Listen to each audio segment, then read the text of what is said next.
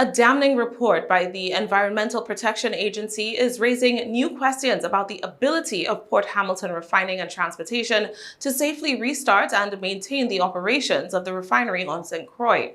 The EPA conducted an inspection of the facility following an incident in August where a pile of petroleum coke ignited and smoldered for days before the slow combustion process was finally halted.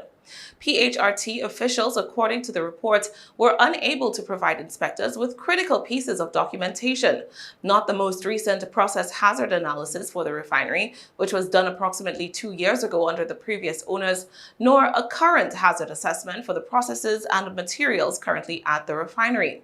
In the over 9 months since PHRT and West Indies Petroleum's winning bid for the facility, PHRT has not performed what the EPA termed a hazard identification and review.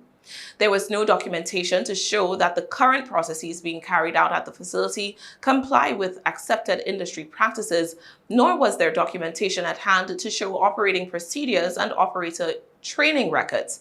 PHRT apparently is relying on the professional experience of the current supervisors and operators for its current operating procedures.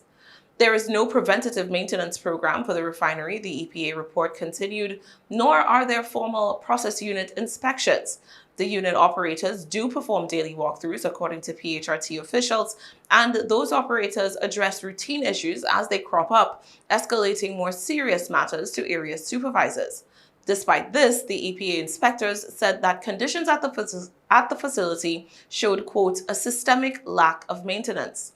Inspectors saw, quote, numerous examples of corrosion on various valves, flanges, pipes, nuts and bolts, and pressure relief devices in all unit processes.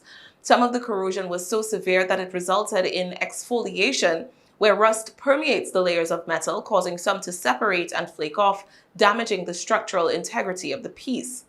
The EPA says that many refinery components, some of which have sat idle for over a decade, seem to have been, quote, not adequately inspected or maintained for significant periods and may not be operable, or at least fully operable, for routine service or in an emergency.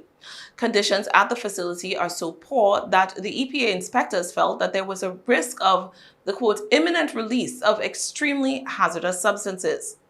The degree of corrosion witnessed was so extreme that inspectors believed that a failure of the vessels, piping, and valves could result in, quote, a catastrophic release. The corrosion extends to the liquefied petroleum gas process as well, presenting a risk of fire and/or explosion. Similar conditions were witnessed on the anhydrous ammonia drum, the EPA report says, risking another catastrophic release, this time of anhydrous ammonia. Importantly, the EPA warns of the potential of, quote, off-facility impact should a catastrophic release of ammonia occur. Ammonia is an inorganic chemical containing 1 nitrogen atom and 3 hydrogen atoms, chemical formula NH3. Anhydrous is a term meaning without water, and thus anhydrous ammonia is the substance in its purest form, not diluted in any way. It can be stored as a liquid or a gas and has that pungent ammonia smell that may be familiar to many. Ammonia is a useful chemical, a powerful household cleaner when diluted, an important fertilizer, and a key component in many manufacturing processes, but it can also be extremely dangerous. When anhydrous ammonia comes into contact with water, in the air perhaps, or as it comes into contact with the eye's mucous membranes or inside the lungs of a human being exposed to the substance, it forms a corrosive alkaline chemical called ammonium hydroxide. The chemical reaction, in the case of human exposure, will pull water from the body tissues if it is coming into contact with, and the resulting ammonium hydroxide can cause chemical burns from the caustic substance. Even in low concentrations, ammonia can cause eye and skin irritation and respiratory issues, which can all have greater severity in children. The potential for catastrophic ammonia release is not all the report warned of. EPA investigators also spoke for the potential for the accidental release of gaseous hydrogen sulfide, another corrosive substance, this time acidic rather than alkaline, known to cause irritation and other more serious health consequences if people are exposed in significant quantities. The report speaks of severe corrosion in components of the amine reduction unit in which hydrogen sulfide could be trapped. Apart from dangerous chemicals potentially being released into the atmosphere, exposed electrical wires in parts of the refinery where flammable substances are located could be the source of sparks in a potential fire or explosion.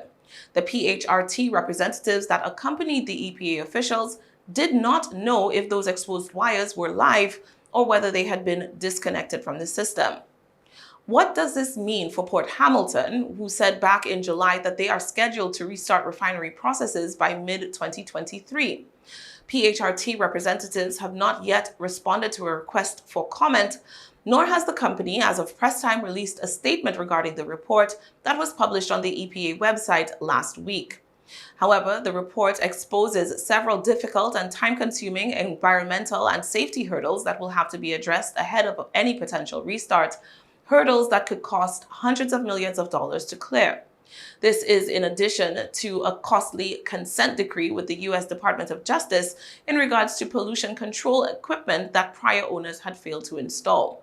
In mid-July, the consortium reported that Port Hamilton was seeking to raise $200 million for the restart, and that the restart plan did not require further approvals from the EPA, and further that the company would be expecting to begin phase 1 of their hiring exercise this fall. Despite the breezy confidence and rosy projections of PHRT Principal Charles Chambers, this EPA report demonstrates that serious work still needs to be done before his dream of a facility that can produce 180,000 barrels of oil every day can be realized.